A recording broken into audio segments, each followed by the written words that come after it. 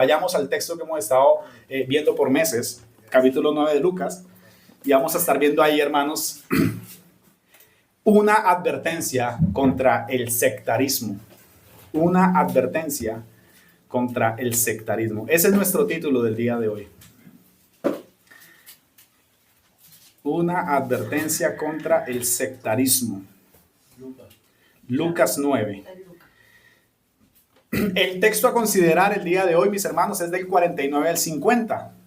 Pero leamos desde el texto que vimos hace 8 días, desde el 46 hasta el 50, para ver, hermanos, cómo el corazón de los discípulos, a pesar de todas las explicaciones de Cristo, las reprensiones, siguen anclados en la idea de que hay algo especial en ellos y de que ellos tienen ciertas derechos y ciertas directrices de hacer cosas en el nombre del Señor.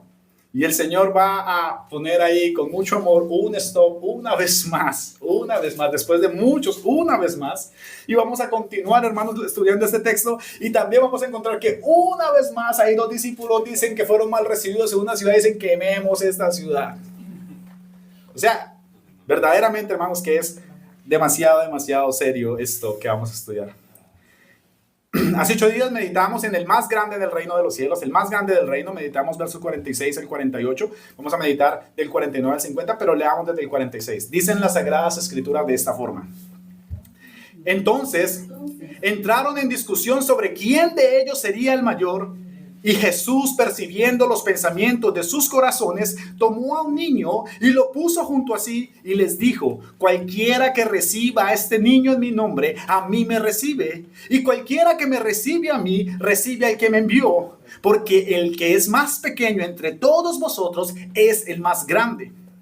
Entonces respondió Juan y dijo: Maestro, hemos visto a uno que echaba fuera demonios en tu nombre y se lo prohibimos porque no sigue con nosotros. Jesús le dijo: no se lo prohibáis porque el que no es contra nosotros, por nosotros es. Amén. Oremos. Padre amado, te doy gracias porque no dejas nada, Señor, suelto. Te doy gracias, Señor, porque tú confrontas, Señor, incluso nuestro pecado de muchas veces creernos, Señor, únicos. O creernos que de alguna manera somos una iglesia única. O que de cierta manera hay cosas especiales en nosotros. Y en muchas ocasiones, Señor, nos sentimos tentados a mirar a otras congregaciones y a otras personas, Señor, como inferiores a nosotros. Padre, los que no son contra nosotros, por nosotros son. Padre, te pido que en esta mañana hables a tu iglesia y que me uses a mí, Señor, como un instrumento para hablar a tu pueblo. Padre, te pido que si en nosotros hoy aquí, Padre, hay un espíritu sectario, que hoy pueda ser derribado, Señor, y que pueda salir, Señor, de nosotros, Señor, este tipo de conductas, para que podamos, Señor, verdaderamente enfocarnos en lo más importante y es la predicación de tu evangelio, Señor, y de tu verdad. Bendecimos, Señor, este día, Señor, y bendice, Señor, la vida de mis hermanos. Guíame a mí, Señor, en medio de la debilidad tan grande que tengo para exponer. Y bendice a mis hermanos, Señor, con tu palabra. Que ellos no me vean a mí, Señor, ni mis debilidades, Señor, sino que puedan verte a ti, Padre, hablándole, Señor, en esta mañana. En Cristo Jesús oramos. Amén y amén. Una advertencia contra el sectarismo. En el gran despertar de los Estados Unidos en los años 1700, se conoció un movimiento cristiano que floreció en gran manera en los Estados Unidos, que se le llamó como el gran despertar de la fe. Por alguna razón, el evangelio estuvo bastante, digamos, dormido durante un periodo de tiempo donde las iglesias eran muy débiles. Pero a Dios le plació, hermanos, levantar predicadores y levantar hombres y generar en esta nación, en Estados Unidos de América, lo que se conoció como el gran despertar. En este gran despertar, hermanos, en la historia de la iglesia encontramos a varios actores que Dios utilizó para este gran despertar. Hubieron predicadores y uno de ellos era un hombre llamado George Whitefield. George Whitefield era un excelente expositor de las Escrituras. Era un hombre dotado con una voz impresionante, a punto de que en el tiempo en el que se predicaban estos hombres, no habían altavoces. como los que tenemos hoy en día, y especialmente el de esta iglesia que chirrea bastante. No, no habían altavoces ni había ninguna de estas cosas. Y sin embargo, este hombre llegó a predicar a multitudes de 30,000 personas con la fuerza de su garganta. Whitefield era conocido por su carisma, su oratoria, era apasionado al momento de enseñar, atraía multitudes enormes, al aire libre especialmente. Las iglesias, los locales no eran suficientes para la exposición de Whitefield, por lo tanto él se especializaba en hacer campañas evangelísticas en lo que podríamos llamar nosotros como parques o potreros o lugares donde es abierto el espacio para que mucha gente pudiera estar. Predicaba con ferocidad acerca de la necesidad de la regeneración personal y del nuevo nacimiento, centrado en la gracia y la soberanía de Dios. Este hombre perteneció a lo que se le conoció en Inglaterra, porque él era inglés, a lo que se le conoció como la Escuela de los Santos o el Club de los Santos, también perteneciente a los hermanos Wesley, Charles Wesley y John Wesley. Y estos tres tuvieron este club que se llamaba el Club de los Santos. Sin embargo, Whitefield era de un entendimiento de la soberanía de Dios en la salvación, lo que se conoce teológicamente en nuestros tiempos como calvinista, como lo que es esta iglesia en su confesión de fe. Mientras los hermanos Wesley eran de un corte arminiano, que significa que ellos creen en que la salvación se puede perder. Whitefield creía en que la salvación no se puede perder, porque cuando Cristo salva a alguien lo sostiene para siempre. Pero los hermanos Wesley creían que esa salvación sí se podía perder si esa persona se descuidaba en la fe y se perdía. Nosotros entendemos entonces que más bien si la persona descuidó la salvación y la perdió fue porque realmente nunca fue salvo, sino que por un tiempo mostró algunas señales, pero luego se desvaneció en su pecado. Ahora, John Wesley fue un influyente clérigo teólogo y John Wesley fue el fundador de lo que se conoce como el metodismo o la iglesia metodista. Tuvo una conversión bastante interesante. Dice que en medio de una enseñanza sintió que su corazón se le quemaba y fue convertido y tuvo un nacimiento espiritual ahí. Predicaba acerca de la gracia de Dios, de la santificación y sobre todo de la perfección cristiana. Este hombre predicaba acerca de que era necesario que los cristianos no solamente confesaran con sus labios que creían, sino que su forma de vivir debía manifestar esta fe. Entonces, a pesar de ser amigos, teológicamente habían diferencias entre ellos. Entonces uno creía en que éramos predestinados desde antes de la fundación del mundo, como la escritura lo enseña. Otros creían que Dios había predestinado a los hombres porque de cierta manera había visto algo bueno en ellos en el futuro. Mientras estos dos, Whitefield y John Wesley, tuvieron bastantes roces doctrinales respecto a esta verdad. Sin embargo, eso no impidió de que ellos pudieran trabajar juntos para la gloria de Dios. Para la gloria de Dios. Cuando murió Whitefield, John Wesley se entristeció grandemente porque era su amigo, lo amaba, a pesar de que tenían esta diferencia doctrinal. John Wesley escribió lo siguiente: ¿quién proclamará las buenas nuevas como él, con tal fervor, pasión y energía? ¿Qué corazón no se estremecería al escuchar sus palabras? Sin embargo, ahora ha sido llevado a la paz eterna y nosotros quedamos atrás. Solo podemos orar por la gracia para seguir su ejemplo y reunirnos con él en la gloria. Tiempo después, en una ocasión le volvieron a preguntar a él por Whitefield. Y él dijo: ¿crees que Whitefield está en el cielo?, le preguntaron. ¿Crees que lo verás en el cielo? Y John Wesley dijo: no creo que lo veré allí. Y le dijeron: ¿no crees que esté en el cielo? Dijo: no, él sí estará en el cielo. El problema es de que él estará muy, muy cerca, mi Señor, y yo demasiado lejos en la multitud como para poderlo ver. Él estará más cerca que yo de Dios. Pero ciertamente él estará allí. Mis hermanos, este es un buen ejemplo que nos muestra cómo personas que tuvieron grandes diferencias y que fueron grandemente usados por Dios, pudieron de cierta manera amarse y servir juntos en la fe. Esta mañana aquí teníamos una diferencia en cuanto a los dones. Eso no quita el hecho de que seamos hermanos y de que nos podamos amar. Gloria a Dios. Debemos tener mucho cuidado con el sectarismo. El corazón humano es dado a maquinar cosas y a creerse importante o exclusivo. El corazón humano lo refleja ese texto que estamos meditando hoy en la actitud que tuvieron sus discípulos con este hombre que estaba haciendo la misma labor a la cual ellos fueron enviados. La actitud de los discípulos nos muestra claramente cuál es la verdadera condición del ser humano. Y el Señor ha enseñado muchísimas cosas en este capítulo 9, hermanos. Muchísimas cosas. El Señor ha exhortado durísimo a sus discípulos, como lo ha hecho con esta iglesia. Durísimo. El Señor nos ha enseñado acerca de la necesidad que cada uno de nosotros que nos consideramos sus discípulos debemos morir a nosotros y a nuestro propio placer y deleite temporal para poder alcanzar la luz y la eternidad. No puedes seguir a Jesús si no renuncias a ti mismo y tomas su cruz y lo sigues. Eso es lo que Él ha dicho. Él les ha mostrado la gloria, se ha transfigurado. 3 de ellos vieron su gloria.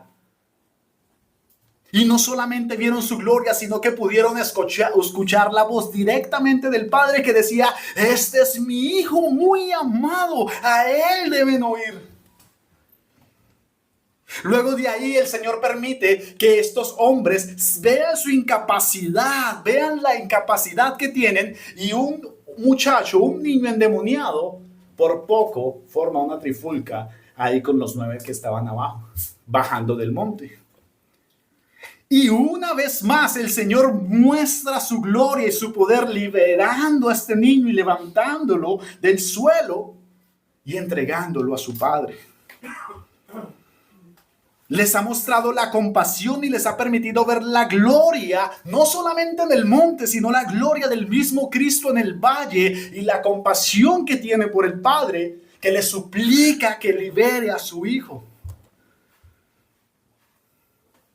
Pero sin antes aprovechar y experimentar, dejarles que experimentaran la frustración de no poder de hacer nada por el niño, recordándoles una y otra vez de que es imposible que puedan hacer algo lejos de Él.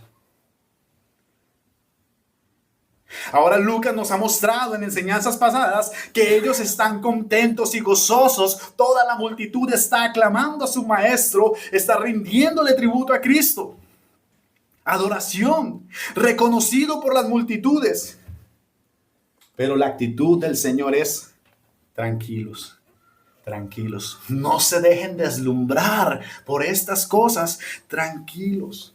Yo debo morir, les ha dicho el Señor, yo voy a morir, a lo cual ellos hacen oídos sordos y no les importa, sencillamente porque están embriagados con la idea en su cabeza de que ellos van a tener un reino en este mundo con Él.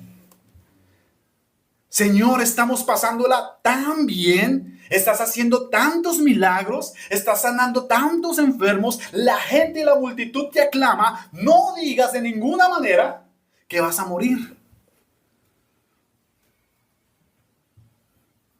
Y aunque Él les ha dicho que deben negarse a sí mismos y tomar su cruz y seguirlos, ellos siguen cegados completamente por la vanidad. Exactamente como muchos de nosotros aquí podemos decir: sí, yo creo en Jesús, yo renuncio a mí, yo tomo mi cruz. Sin embargo, solamente son palabras dichas de los dientes hacia afuera y estamos completamente cegados por la vanidad y con un deseo de gobernar en este mundo y de ser grandes en este mundo. Ellos tenían un deseo de gobernar con Cristo, pero en este mundo. Y no para la gloria de Dios, sino para la gloria y el beneficio de ellos mismos. Mientras el Señor, hermanos, como lo vimos en sermones pasados, tenía claro su propósito divino, ellos tenían claro su propio propósito con sus corazones engañosos, planeando y planificando lo que ellos iban a hacer.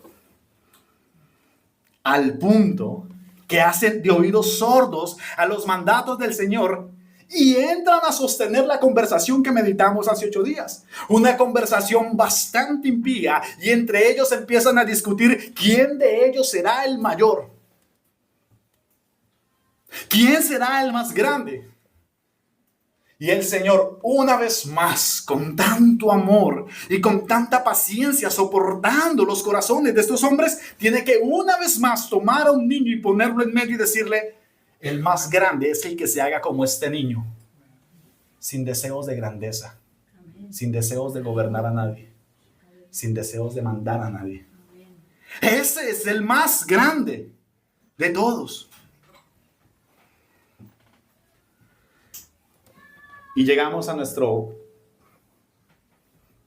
texto de hace 8 días que decía, que nos enseñaba a la necesidad que tenemos realmente de hacernos pequeños.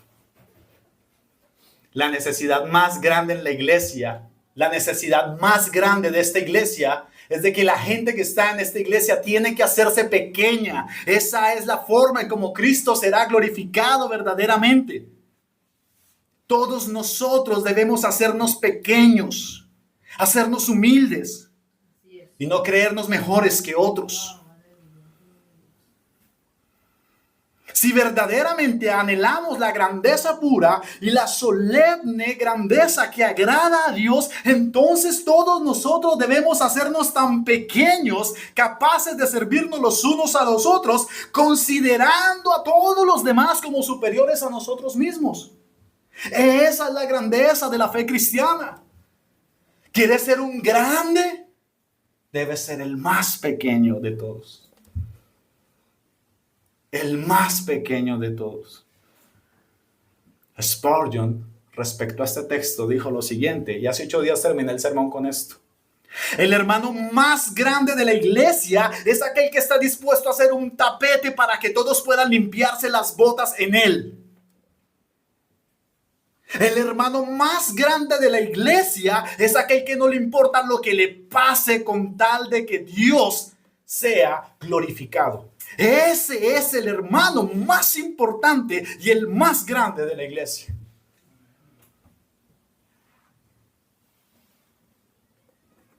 Tus deseos de ser grande afuera son muy diferentes a la voluntad de Cristo contigo aquí adentro. Y pareciera que fuera suficiente. Me parece supremamente difícil poder entender por qué Juan aparece con esto con esto que estamos meditando hoy respecto a la advertencia la advertencia que damos en contra del sectarismo. Porque si nosotros meditamos ahí el verso 49, Juan no está preguntando algo. Juan está respondiendo después de lo que el Señor está diciendo, que cualquiera que se haga como este niño es el más grande en el reino de los cielos. Juan está respondiendo, dice el texto ahí, léanlo. Entonces respondiendo Juan dijo. O sea, si Juan tuviera una duda, él diría: Señor, ¿qué hacemos en este caso? Juan no tiene la duda. Juan está afirmando. O sea, aún con todo lo que el Señor les ha dicho, que ellos deben de ser pequeños, Juan todavía tiene la osadía de sentirse grande y de decir y confesar lo que ha hecho.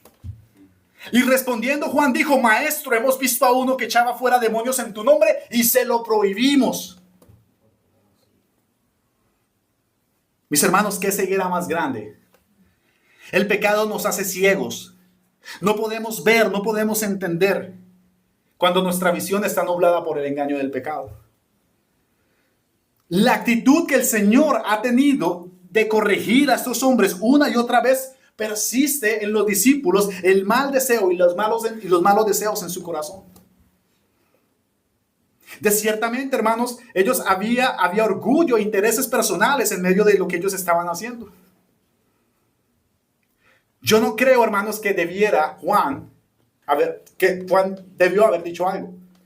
No creo que él debió haber dicho: bueno, Señor, y para colmo de males, no solamente estamos preguntando aquí quién es el más grande, sino que para colmo de males, nosotros a los que encontramos que hacen cosas en tu nombre y no andan con nosotros se los prohibimos.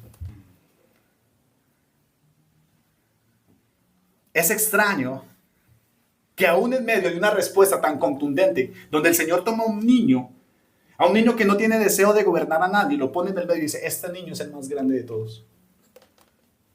Y luego salgan con esa respuesta. Algunos pueden tomarlo, y no lo vi en ningún comentarista, pero algunos pueden tomarlo como con un tono de arrepentimiento, ¿no? Como que dice, bueno, Señor, también tenemos que contarte algo, ¿no? Vimos a una persona que estaba sacando demonios afuera y nosotros se lo prohibimos. Pero realmente no pareciera ser un tono de arrepentimiento en la forma en como fue dicho y como Lucas lo escribe ahí. Pareciera más bien que fuera dicho en una forma de orgullo. Es muy probable que el avistamiento del hombre que expulsaba demonios en el nombre de Jesús se hubiera dado en la misma misión que el Señor los mandó a hacer en el principio del capítulo 9, donde los envió a predicar el evangelio y a sanar los enfermos y a liberar a los endemoniados. Es muy probable que en ese caminar hubieran visto a este hombre haciendo el trabajo del ministerio, ¿sí? Pero por alguna razón, Juan cree que es importante que el Señor sepa que ellos han detenido que este hombre continúa haciendo la labor del ministerio. Y de que ellos se lo han prohibido de alguna manera. Ahora, Juan, hermanos, como les digo, no habla en forma de pregunta y no está preguntando, Señor, ¿qué haríamos en el caso de que encontráramos a alguien haciendo un milagro, pero no es de los nuestros? Juan está diciendo más como que, Señor, encontramos a alguien que estaba haciendo milagros en tu nombre y nosotros rotundamente se lo prohibimos porque no hace parte de nuestra iglesia local. No es de los nuestros. Debe prohibírsele que lo haga. Es interesante encontrar esto. Ahora, lo más interesante, y si ustedes se han dado cuenta, es de que Juan no habla en primera persona. Juan no está diciendo, Juan no dice, Señor, yo vi a uno que estaba echando fuera demonios en tu nombre y yo se lo prohibí. No, Juan está hablando por todos porque en cierta manera todos estuvieron de acuerdo en que ese hombre se callara. Generalmente, el sectarismo es así. Generalmente, hermanos, los malos deseos del corazón y el deseo de ser grandes se ve mucho en individuos. Hay gente que quiere ser grande y se identifica y quiere siempre lucirse y quiere siempre ser el primero. Está bien. Pero también hay grupos, personas, conjuntos, iglesias locales que entre todos ellos quieren ser los más grandes. ¿Ven, hermanos, cómo pasamos de una singularidad de alguien que quería ser el mayor, el más grande de ellos? Ahora todos ellos están reflejando lo que hacían en grupo. En grupo nosotros también creemos que somos los más grandes. Él habla por todos ahí. Y generalmente, hermanos, en muchas comunidades cristianas hay este problema. El problema de que todos allí se creen los grandes. Los grandes. ¿De qué denominación vienes? ¿De qué iglesia vienes? No, yo vengo de la iglesia del pastor tal. Wow, gran iglesia. ¿De qué iglesia vienes? Bueno, yo voy de una iglesia bautista reformada en Estocolmo. Es una pequeña iglesia ahí de hermanos muy débiles. Tú no andas con nosotros, no tienes autorización para hacer las cosas que estás haciendo. ¿Cuántas veces nosotros no somos así? ¿Cuántas veces nosotros igualmente, hermanos, no somos sectarios? Y estamos evitando y siendo tropiezo para el reino de Dios. Incluso como denominación, como bautistas reformados. Tal persona está haciendo algo para el Señor y de repente sale uno o muchos a prohibirle que lo haga porque no es parte de la asociación o no es parte de la misma iglesia o no es parte de la misma denominación. O porque no son bautistas reformados. No, es que ellos no tienen autorización de hacer esto porque no son bautistas reformados. Por eso no lo pueden hacer. Debemos tener cuidado. Porque es exactamente lo que ha pasado en el texto. De nosotros llegar algún día a creernos aquí que nosotros somos los únicos que estamos aquí. Hay hombres, hermanos, y aunque pareciera mentira, hay hombres que se creen con el derecho de delegar y decir qué iglesia es una iglesia bautista reformada y qué iglesia no es bautista reformada y qué iglesia es presbiteriana y qué iglesia no es presbiteriana. Hay gente que se ha sentado y ha tomado la misma posición de Dios, refiriéndose a otras iglesias.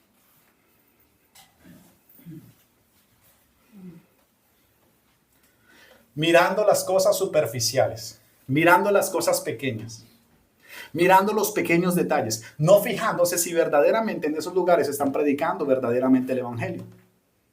Generalmente, hermanos, estas personas o el sectarismo hace que la gente se vuelva quisquillosa, como los fariseos y los escribas eran con Cristo. Cristo hacía cualquier cosa y ellos eran cosquillosos. Oye, pero está sanando esta persona en el día de reposo.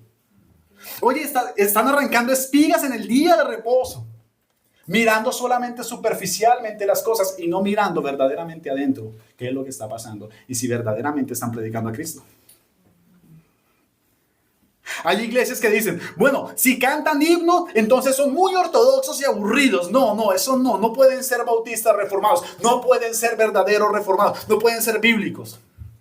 Hay otros tipos que colocan música, otras iglesias que colocan música, que colocan cantos, como también aquí a veces los colocamos.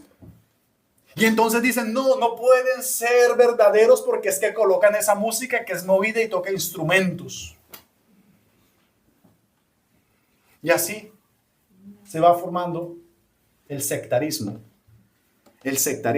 fijado en las pequeñeces. El pastor Jorge ha ayudado a muchísimas iglesias, hermanos, en Colombia, a que se puedan organizar mejor, a que formen membresías sanas, a que hagan elección de ancianos de una forma correcta y bíblica, a que tengan claridad de sus políticas eclesiales. Muchas de las cosas que el pastor Jorge ha hecho aquí con nosotros, lo ha hecho con muchísimas iglesias. Con muchísimas iglesias. ¿Para qué? ¿Con qué propósito? Con el propósito de que las iglesias puedan funcionar bien para la gloria de Dios. Y aunque esto suene difícil de que ustedes lo puedan entender, entiendan que el pastor Jorge es de Santo Domingo, Ecuador. Y él ha ayudado a muchas iglesias en Colombia. Aunque pareciera de no creer, hay pastores de denominaciones bautistas reformadas que se han levantado y han dicho, ¿quién le dio autorización a Jorge de venir a Colombia a ayudar a estas iglesias? ¿Ven? ¿De dónde él tiene el poder de venir aquí y ayudar iglesias? ¿Quién lo autorizó a él? ¿Ven? Sectarismo. Y hay gente que ustedes escuchan en sermones a veces. Es peligroso, hermanos. Es muy peligroso. Él no debería venir a este país a ayudar a ninguna iglesia. Nosotros estamos aquí a cargo de todo. Aunque pareciera difícil de entender, se da en un contexto también de sanas doctrinas. Gente creyéndose cosas en la cabeza. Iglesias creyéndose cosas en su cabeza. Denominaciones creyéndose cosas en su cabeza. Poniéndose por encima de ellos que la verdad de Cristo y su evangelio.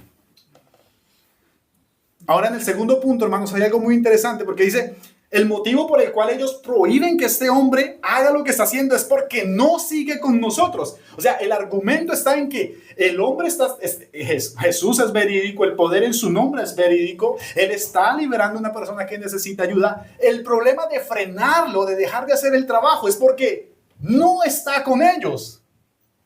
Esa es la motivación principal. Dice, maestro, hemos visto a uno que echaba fuera demonios en tu nombre y se lo prohibimos porque no sigue con nosotros. Ese es el problema, hermanos, del sectarismo. Ese es el problema de creernos únicos, de creernos los mejores.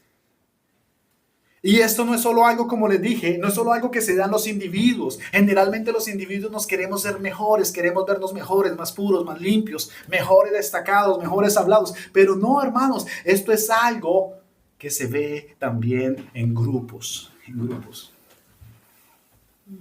¿Qué estaba haciendo de malo y qué maldad estaba haciendo el hombre que estaba liberando al otro endemoniado? Nada.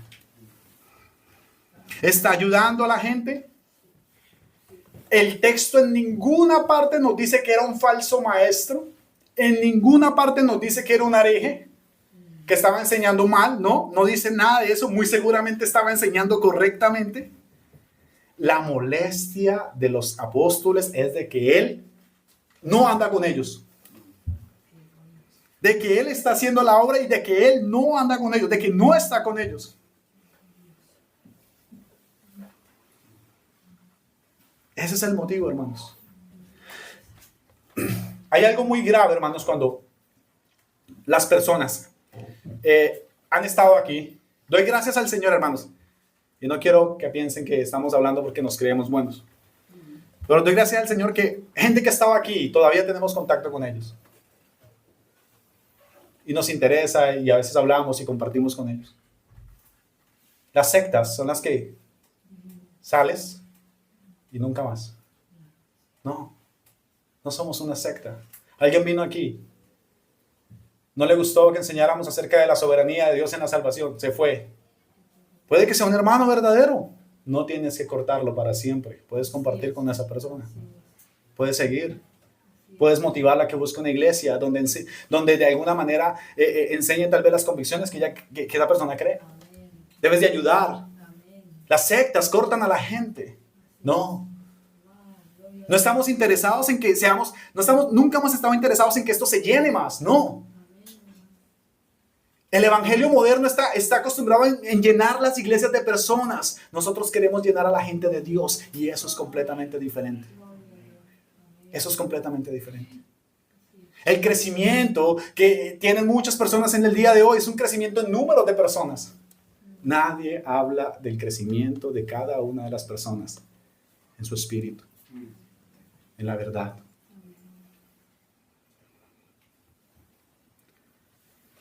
No tuvieron problema con lo que el hombre enseñaba, no tuvieron problema con lo que el hombre practicaba. Hermanos, si ustedes se dan cuenta, el problema ni siquiera era que el hombre estuviera liberando al endemoniado. No, el problema no era ni lo que enseñaba, ni lo que estaba practicando liberando al endemoniado. El problema se forma porque el hombre que estaba haciendo esto no estaba con ellos. Y eran los 12 discípulos del Señor los que estaban haciendo esto. ¿Cuántas veces nosotros no hemos estado en la misma posición de los discípulos? Creyéndonos los dueños de la verdad. Creyendo que nosotros somos los únicos y más brillantes. Hace tiempo atrás, cuando todavía éramos bebés, yo creo que todavía somos bebés. Yo recuerdo una vez que decíamos, el Señor nos perdone por esto. Yo recuerdo que una vez dijimos, creemos que somos la única iglesia bautista reformada en Suecia. No encontrábamos ninguna otra en ninguna parte. Revisábamos todo el tiempo por internet y nos metíamos en inglés, en ruso, en chino, a ver si había. Y no aparecía ninguna congregación bautista reformada en Suecia. Cuando de repente, hermanos, el Señor nos calla la boca a todos y nos damos cuenta que en Göteborg hay 3 församlingar bautistas reformados en sueco. Gente que estaba plantando esas iglesias al mismo tiempo que nosotros empezamos aquí. ¿Vamos a ir a prohibírselos porque no andan con nosotros? No. Yo pensé que iban a decir que sí. Me iba a asustar. Hermanos, la obra del Señor no tiene más que un dueño. Cristo. Cristo es el dueño de la iglesia y Él está plantando activamente las iglesias y de la misma forma como los despertó a ustedes a creer en esta verdad, está despertando a muchas personas a creer en su verdad. No podemos creernos los dueños del reino de Dios. Hubo un hombre hace un tiempo atrás, un hombre que conocimos, el hombre dijo, la única manera de que ustedes puedan ser reconocidos como una iglesia bautista reformada es que entren en la asociación que yo estoy armando de iglesias bautistas reformadas. Sectarismo, errores de los hombres, orgullo, delirios de grandeza. No necesitamos que nadie más nos apruebe sino Cristo. Nadie más, hermanos. No somos los jefes, no tenemos autoridad para ir a otras iglesias y prohibirles nada. No tenemos la autoridad de nosotros ir a gobernar otras iglesias. Nosotros nos pasó algo muy curioso, hermanos, es que conocimos en un local de una iglesia que hace años nos reunimos, había una iglesia en la tarde y se había hecho un convenio y un pacto del arrendamiento de esa iglesia, donde una iglesia pagaba la mitad del arriendo y la otra iglesia pagaba la mitad del arriendo. El problema era que la iglesia, el pastor de la mañana, estos hermanos pentecostales tenían prácticas pentecostales, movimientos, gritos, lenguas, tenían de todo, ¿no? Entonces este pastor de la mañana, que era más moderado, se creía con el derecho de irles a golpear la puerta durante ese movimiento, a reprenderlos y a decirles que eso no se podía hacer y esto y lo otro, considerándolos que ya no eran hermanos. No, nosotros no somos policías para estar metidos en una iglesia. Nosotros debemos preocuparnos y honrar a Dios en esta iglesia. Amén. Nosotros no somos policías para ir a cambiar otra congregación que no sea la nuestra. Y menos de irles a prohibir que continúen, tal vez, si están enseñando el evangelio verdaderamente. No tenemos la autoridad para irles a decir, dejen de predicar. No tenemos la autoridad para hacerlo. No tenemos la autoridad para hacerlo. La misma confesión de fe a la que estamos inscritos en esta iglesia habla muy claramente de eso. En el capítulo que habla acerca de la iglesia, en el párrafo 3 dice, las iglesias más puras bajo el sol están sujetas a la impureza y al error. ¿Cómo así, hermano? Sí, aún la iglesia más pura debajo del sol tiene errores y tiene impurezas. No hay una iglesia perfecta al 100% en esta tierra. No puede haber. Sin embargo, dicen los hermanos, hay unas iglesias, dice, que se han degenerado tanto que han llegado a ser no iglesias de Cristo, sino sinagogas de Satanás. Ahí ya es otra cosa diferente. Sin embargo, continúan los hermanos. Hermanos, estamos hablando de hace 300 años atrás. Eso ya pasaba. Sin embargo, Cristo siempre ha tenido y siempre tendrá un reino en este mundo hasta el fin del mismo, compuesto de aquellos que creen en Él y profesan su nombre. No importa qué tan pura, puedes ir a la iglesia más pura. Siempre van a haber situaciones, siempre van a haber errores. Sin embargo, hay unas que ya se han degenerado tanto que ya no son iglesias, sino sinagogas de Satanás. Esas sinagogas de Satanás sí tenemos nosotros por las escrituras la autoridad, donde ya no se predica el evangelio, de reprender, de hablar, de enseñar la verdad, de combatir el error. Pero si hay una iglesia que predica en el evangelio, que enseña la verdad de Dios, pero hacen prácticas que de alguna manera no tienen claridad, nosotros no somos nadie para ir a prohibirle a esas personas que lo hagan, que dejen de predicar a Cristo. Y el Señor lo dice con claridad en el último punto. Dice, el que no es contra nosotros, por nosotros es. Amén. El que no es contra nosotros, por nosotros es. Ahora, ¿cómo combatimos las herejías? ¿Cómo combatimos las malas enseñanzas? ¿Cómo combatimos, por ejemplo, el falso evangelio de la prosperidad? Que esas iglesias son sinagogas de Satanás, porque han distorsionado el mensaje del evangelio, prometiéndole a la gente cosas en este mundo.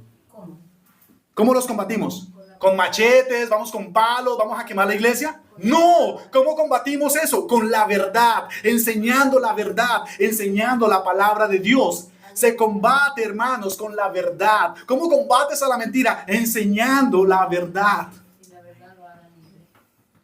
Por eso el Señor le dijo, maestro, Juan dijo, maestro, hemos visto a uno que echaba fuera demonios en tu nombre y se lo prohibimos porque no sigue con nosotros. Jesús le dijo, no se lo prohibáis porque el que no es contra nosotros, por nosotros es. Creo, hermanos, que hemos madurado como iglesia en este aspecto. En un principio, cuando uno está conociendo todas estas doctrinas, Puede haber un poco de engaño en el corazón de creer que somos los únicos y que somos los mejores y que de cierta manera hemos sido más amados por Dios que otros porque hemos podido encontrar verdades en las Escrituras que otras iglesias no han encontrado. Pero esto no es un motivo, hermanos, para enorgullecernos, sino es un motivo para ver mucho más la gracia de Dios con nosotros que nos ha permitido esto. Si nosotros sabemos algo más que otros, no es por nosotros, sino por Él, por su amor, por su verdad. Porque nos ha amado. No somos mejores que los otros que tal vez no han tenido la luz para entender esta verdad. Cristo ha sido muy bueno y nos ha permitido entenderla. Y nosotros debemos ayudar a que esos hermanos puedan también encontrar la verdad. Corregir esos errores.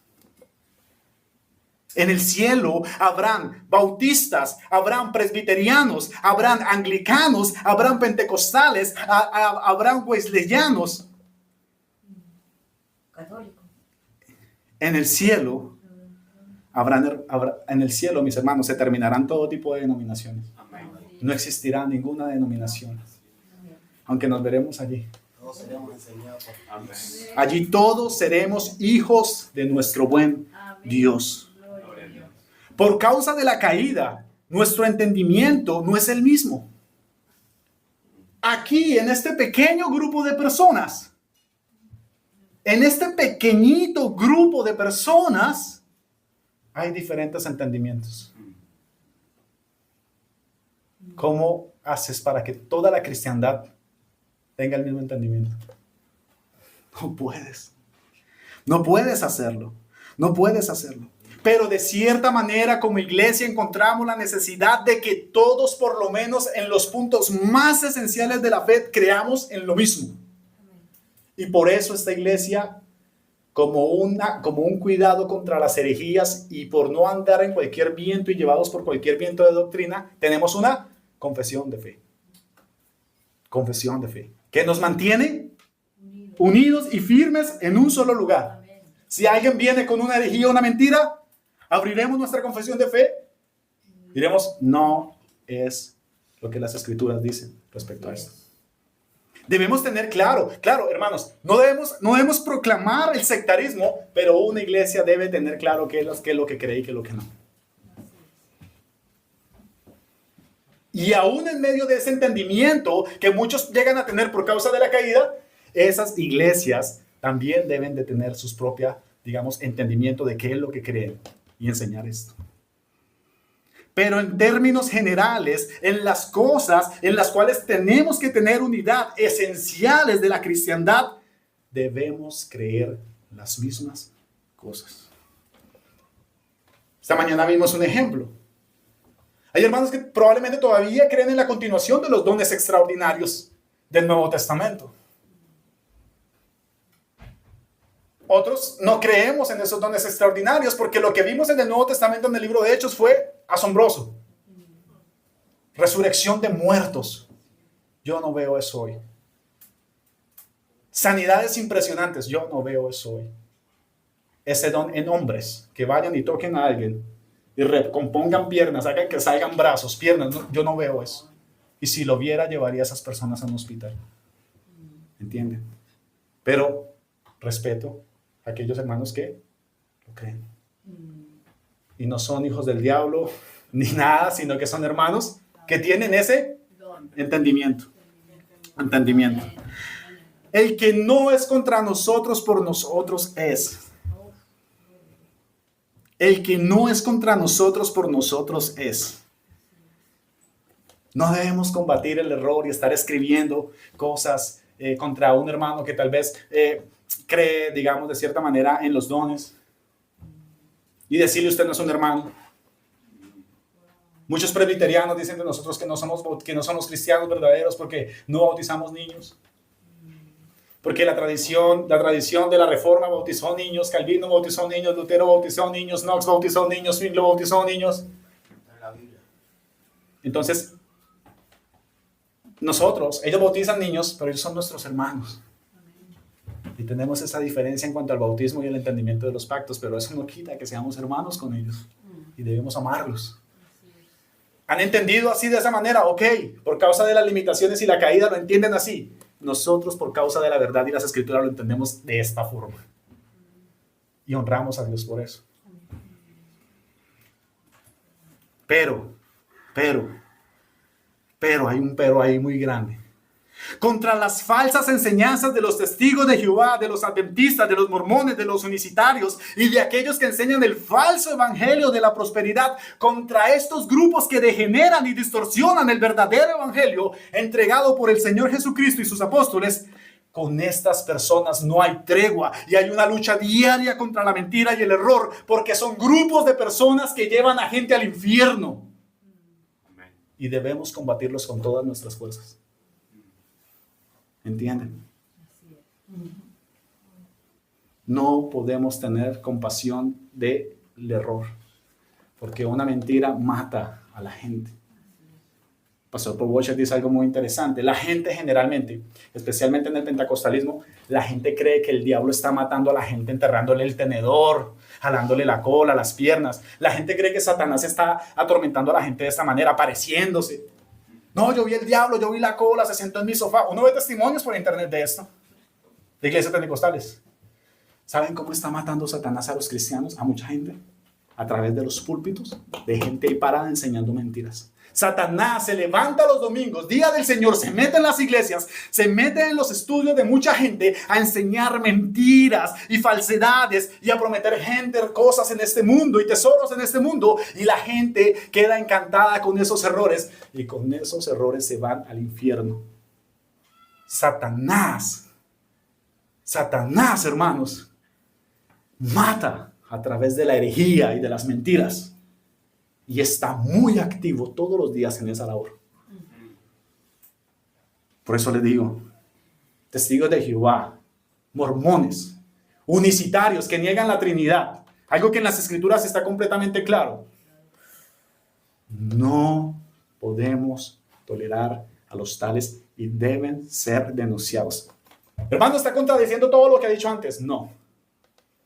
Una cosa es que un hermano pentecostal crea en los dones o crea en esto, pero enseña el evangelio, el arrepentimiento, la fe en Cristo Jesús para ser salvo. Y otra cosa es una persona que venga aquí a distorsionar todo, incluso a negar al Dios Trino y al nacimiento virginal del Señor Jesús. Esas verdades no pueden ser negociadas y deben ser combatidas con todas nuestras fuerzas. Ahora, para terminar, hermanos, no los quiero aburrir más. Filipenses 1, lo que leímos con el hermano Alexis esta mañana. El mayor teólogo y plantador de iglesias del Nuevo Testamento vivió exactamente lo que nosotros vemos en nuestro tiempo. Filipenses 1 dice, verso 12, quiero que sepáis, hermanos, que las cosas que me han sucedido han redundado más bien para el progreso del evangelio, de tal manera que mis prisiones se han hecho patentes en Cristo en todo el pretorio y a todos los demás. Y la mayoría de los hermanos, cobrando ánimo en el Señor con mis prisiones, se atreven mucho más a hablar la palabra sin temor. Algunos a la verdad predican a Cristo por envidia y contienda, pero otros de buena voluntad.